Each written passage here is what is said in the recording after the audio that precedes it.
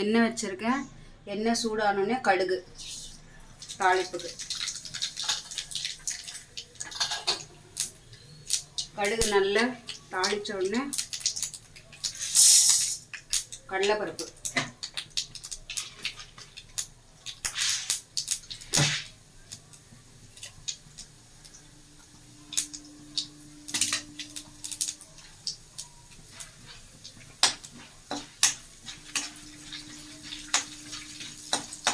ரெண்டு நிமிஷம் கடலைப்பருப்பு,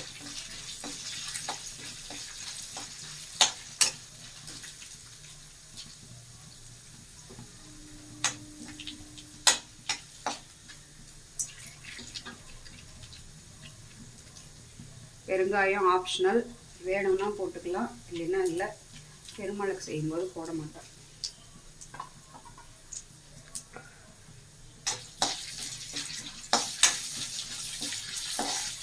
அடுத்து அதோடய சேர்த்து கருவேப்பிலை,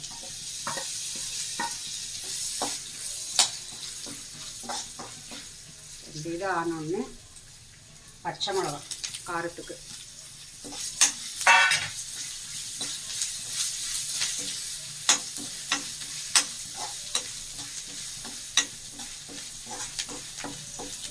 ஒரு நிமிஷம் வதங்கினோடனே வெந்நீர் நல்லா கொதிக்க வச்சுருக்கேன், அதை விடுறேன்.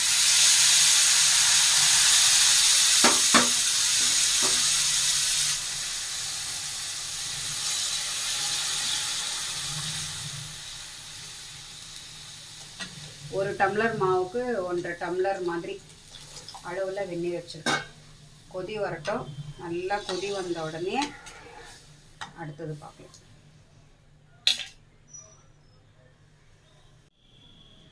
நல்லா வெந்நீர் நல்லா கொதி வரப்போகுது. இப்போது வரும்போது இந்த தேங்காய் எல்லாத்தையும் போட்டுக்கிறேன். அப்புறம் காராமணி வேக வச்சு எடுத்தது, அளவு வேணால் நம்ம ஜாஸ்தியாக போட்டுக்கலாம். காராமணி போட்ட உடனே இந்த மாவுக்கு இந்த தண்ணிக்கும் தேவையான அளவு உப்பு,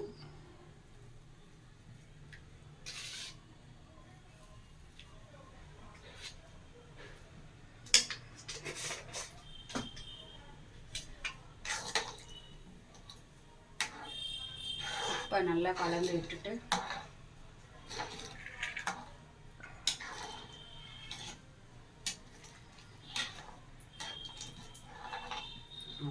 மாவு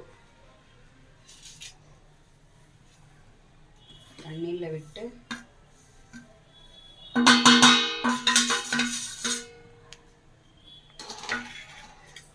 நல்லா கலக்கணும்.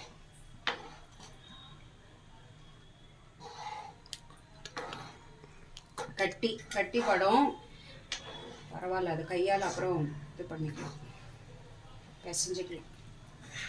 இந்த தண்ணி வந்து ஃபுல்லாக வற்றணும், எல்லா மாவுலேயும் தண்ணி படுற மாதிரி இருக்கணும்.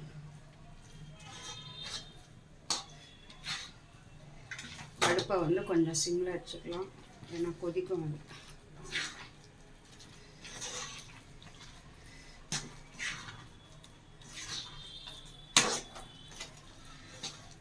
கை எடுக்காமல் நல்லா கலந்து விட்டுருணும் கடகடன்னு.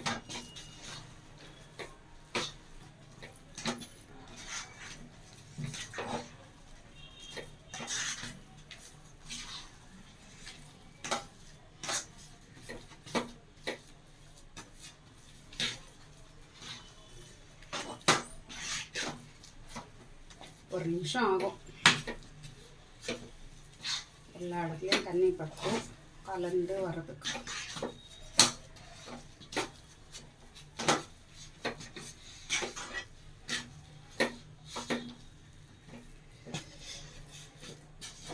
மீதியை ஆஃப் பண்ணோடனே அது தானாக கெட்டியாகிடும். மீதி சூட்டிலே கெட்டியாகிடும்.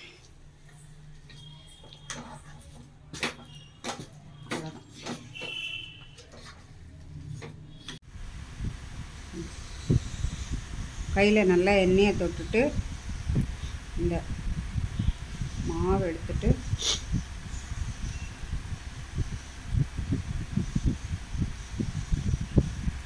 நல்லா இப்படி உருட்டி உருண்டையாக உருட்டி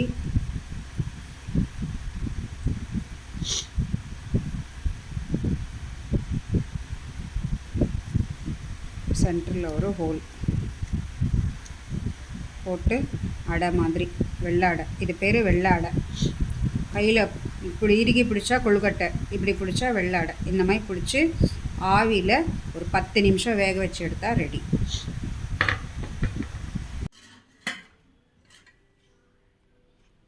பத்து நிமிஷம் வேக வச்சு எடுத்துருக்கு. எப்படி வந்திருக்குன்னு பார்க்கலாம். சூடாக இருக்குது.